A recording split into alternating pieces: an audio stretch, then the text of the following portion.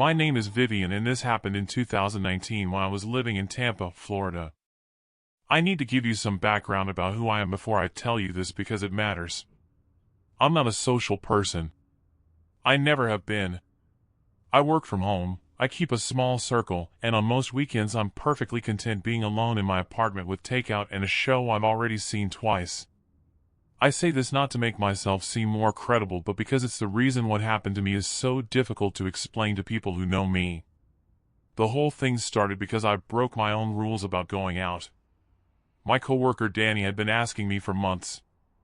Danny was about 8 years younger than me, the kind of person who approaches every Friday night like it's a mission to complete, and she had decided for reasons I still don't entirely understand that she wanted me along. She asked me probably a dozen times over the course of 4 months before I finally said yes. The thing that pushed me over the edge was that she said she was bringing her friend from college, a woman named Priya, and that they were not going anywhere loud or crowded. Just a bar with good music and a patio. I could leave whenever I wanted. I said fine. I told myself one night wasn't going to hurt anything. Danny asked to leave her car at my place and have me drive so she could drink without worrying about getting home. I agreed. We picked up Priya on the way, a woman I'd never met who seemed nice enough, quiet, polite, didn't try too hard. The three of us ended up at a place on the south side that was exactly what Danny had described. Not too loud, patio seating, decent drinks. I started to think I'd been wrong to resist so long. We'd been there maybe 45 minutes when Danny said she saw someone she knew and asked Priya to come with her. I watched them walk away toward the far end of the bar. I sat with my drink and scrolled my phone and told myself this was fine. 20 minutes is not a long time. They came back smiling. Danny said her friend had bought us a round. She handed me a glass and I took it without thinking because these were people I trusted. Danny was someone I had known for 3 years. I worked with her. She was the one who wanted me there in the first place. I drank what she gave me. About 40 minutes later something shifted in a way I don't have a clean way to describe. It wasn't like being drunk. I had been drinking the same amount as the others and I knew what being moderately drunk felt like. This was something else, a weight that came from the inside rather than from the outside, like someone had lowered the volume on everything that kept me oriented. I remember looking at Danny and thinking very clearly that something was wrong. I told her we needed to leave. I don't remember leaving the bar. I don't remember getting into my car. The first thing I remember with clarity is sitting in the driver's seat outside a building I didn't recognize, the engine running, Danny and Priya both in the car and talking. I couldn't follow what they were saying. The words were landing but not connecting to meaning. And then something in the sound of their voices hit me in a way that bypassed language entirely, not what they said but how they sounded, the tone of a conversation that is comfortable because it isn't being monitored, and every alarm in my body went off simultaneously. I put the car in drive and I left. I don't know how I drove. I have no memory of how long I was on the road or what streets I took.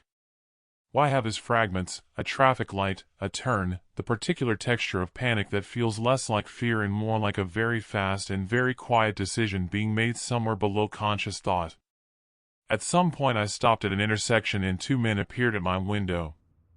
They weren't there and then they were, standing at the driver's side door, and one of them had his hand on the handle and was pulling.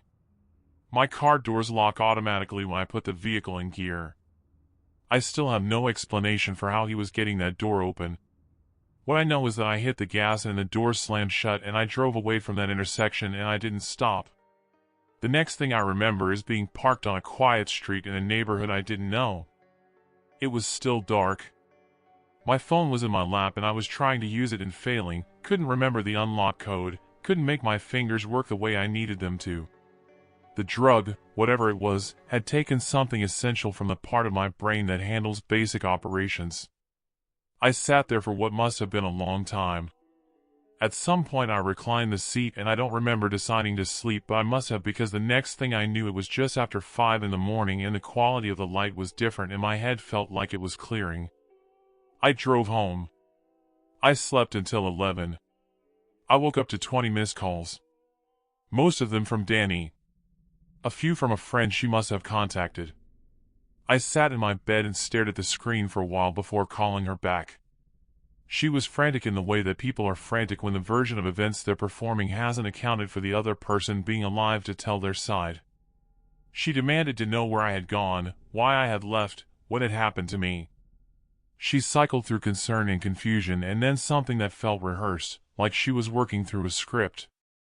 I told her exactly what I thought had happened. There was a pause. And then she said it. She said, "The spiked drinks weren't meant for you." She said it the way you say something you didn't mean to say out loud, in a voice stripped of the performance she'd been maintaining for the previous few minutes. The casual admission of a person whose plan had involved someone else being incapacitated in a car they didn't own, in a city they didn't know, at 5 in the morning. I didn't respond. I ended the call. She came to pick up her car later that afternoon and I watched from my window as she got in and left. I had already taken photographs of the damage. The plastic casing of the driver's side door handle was completely gone. Sheared off cleanly. The man who had been pulling that door open when I hit the gas had torn it free when the car moved. I held that piece of missing plastic in my mind for a long time, the confirmation that the intersection hadn't been a hallucination, that the hands at the window had been real, that the decision I made in that fraction of a second had meant something. I filed a police report. The officer who took it was thorough and took it seriously, more seriously than I expected. Danny was interviewed. Priya was interviewed. Nothing was ever charged because the spiked drink couldn't be proven after the fact and Danny's statement matched a version of events that was technically possible if implausible. I never spoke to Danny again. I've thought about her many times since then, about the weeks of asking, the insistence that I come, the specific detail of leaving her car at my place so she'd have a reason to come back. I've thought about whether she was the architect of the whole thing or whether she was the point of access for someone else's plan. I still don't know. I'm not sure which answer would be easier to live with. What I know is this. I went out because someone I trusted asked me to enough times that I stopped trusting my own instincts about it. And my instincts were right. They were right from the beginning and I overrode them because I wanted to believe that the person asking was who she appeared to be. I don't override my instincts anymore. Not ever. Not for any reason. I still live in Tampa. I still work from home. My weekends still mostly involve takeout and shows I've already seen. The difference is I no longer think of that as a limitation. I think of it as a decision I made and get to keep making.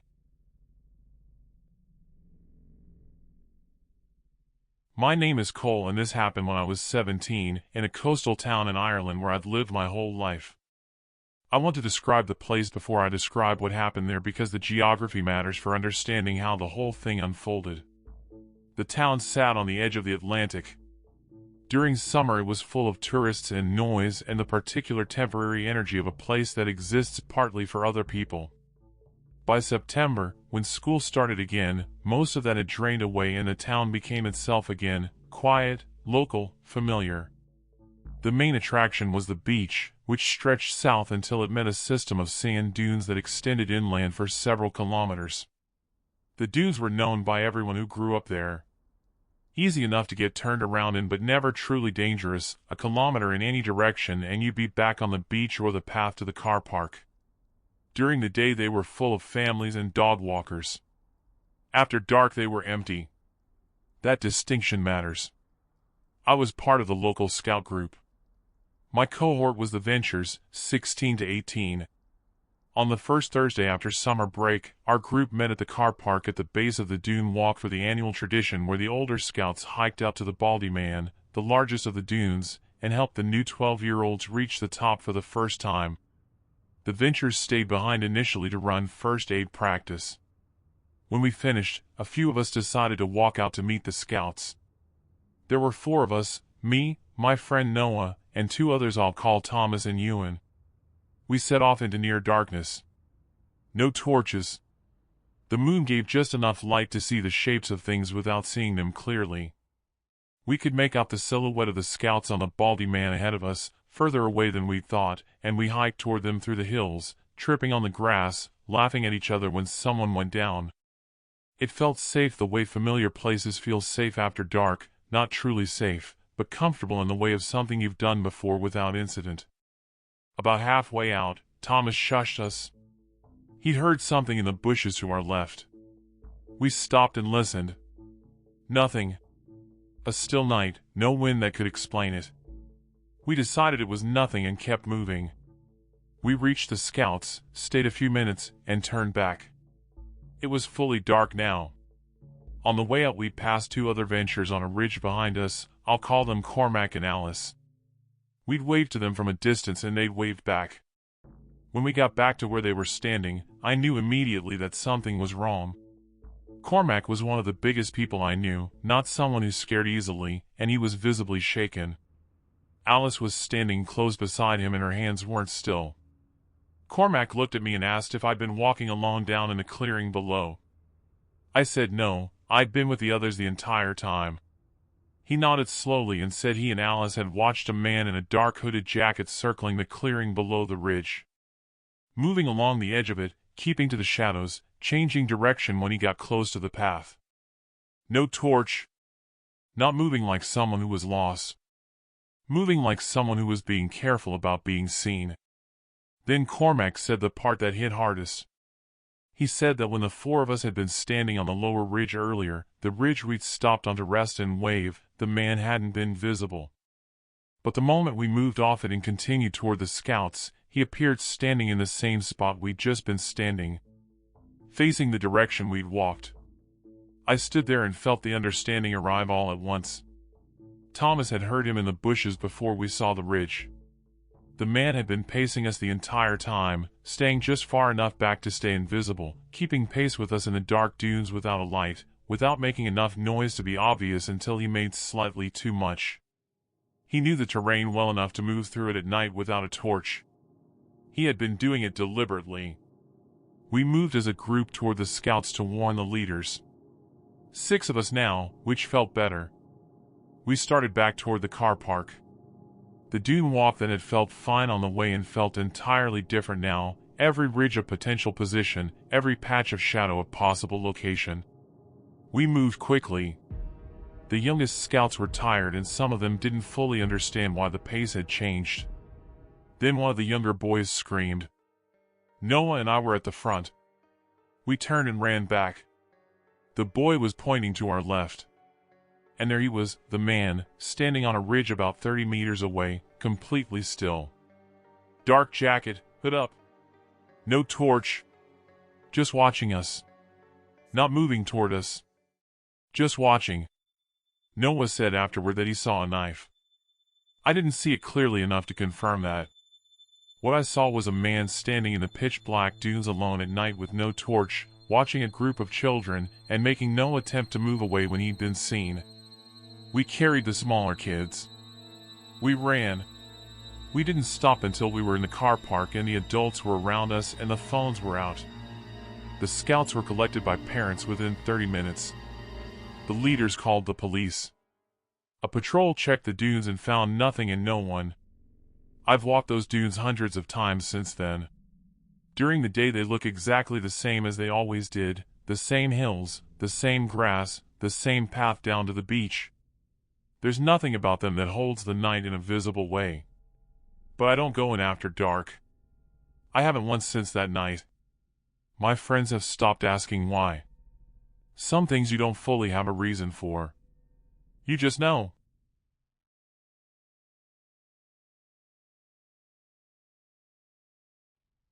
My name is Hannah and this happened 2 years ago when I was working as a bartender at a dive bar in a mid-sized city in Ohio. I want to be clear about something before I get into the details. I've worked in bars since I was 22. I've dealt with every kind of difficult customer, the ones who drink too much, the ones who get handsy, the ones who think that paying a tab gives them the right to a conversation you didn't invite. I know how to manage those situations. I know how to be firm without being confrontational, how to redirect attention, how to make a person feel handled without making them feel humiliated. I was not inexperienced at this. I was not naive. What happened to me happened to someone who knew what they were doing and was still not prepared. His name was Jared. I knew it from his credit card. He always paid with a card. He came in a few times a week, always alone, always late, always in the same brown jacket regardless of the weather. He sat at the bar and talked to me while I worked, which was normal enough, most regulars did. But Jared had a quality to his attention that I couldn't entirely name at first. It was something in the specific content of the questions he asked. How long had I been working here? What was my schedule like? Did I live nearby? Whether I ever walked to work? Questions that had plausible surface explanations, making conversation, being friendly, but that in aggregate formed a different kind of picture. I kept my answers short. I didn't ask him questions back. I stayed polite the way the job required, and I tried not to give him anything he could build on. For several weeks that felt like enough. Then on a Friday in October he came in around 10 and sat in his usual spot and nursed a single beer for close to an hour while watching me work. Not continuously, he was careful about it, the way people are careful when they're aware that constant staring is conspicuous. Brief glances every few minutes, looking away when I looked up. The kind of monitoring that's designed to feel casual but that I had learned to recognize. Near the end of his drink he asked if I wanted to hang out sometime outside the bar. I told him I wasn't interested and that I kept my work and personal life separate. I said it the way I said everything, calm, matter of fact, no apology in the delivery. His face changed. Not dramatically, not into something openly hostile, just into something that had stopped working to appear warm. He forced a smile, left some cash, said yeah, whatever, and walked out without tipping. He had always tipped before. I remember the specific feeling of relief when the door closed. I also remember the specific feeling underneath the relief, something that hadn't resolved, something left unfinished in a way I couldn't quite articulate. My shift ended at midnight.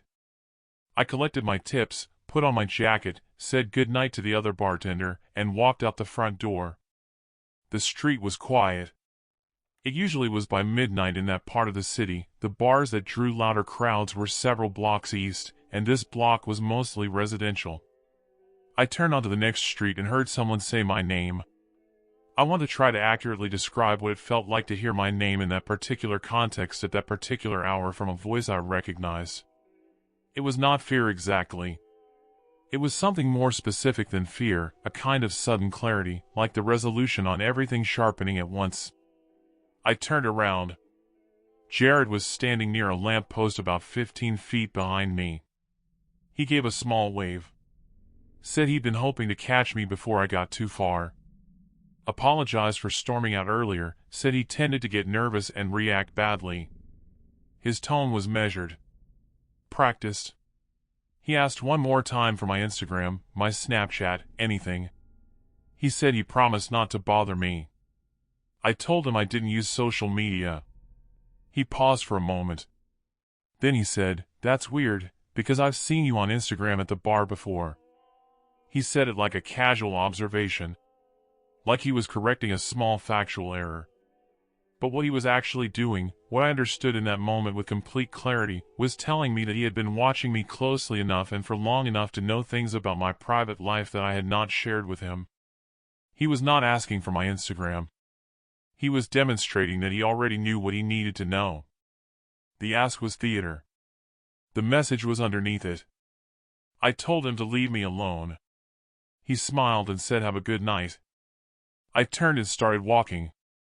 The footsteps started within seconds. I told myself I was being paranoid. I glanced back. He was half a block behind me, walking the same direction at the same pace. I sped up. He sped up. I slowed down. He slowed down. Not aggressively, not running, just matching, a kind of precise mirroring that was more disturbing than a direct approach would have been because it demonstrated patience. He wasn't trying to close distance. He was demonstrating that he could. I reached my building and crossed to the other side of the street instead of going straight to the door. I stopped and turned around. He stopped too. He was standing under a tree, most of him in shadow. I couldn't see his face clearly, but I could tell from the stillness of him that he was watching me. I said I was going inside to get my boyfriend. He didn't respond.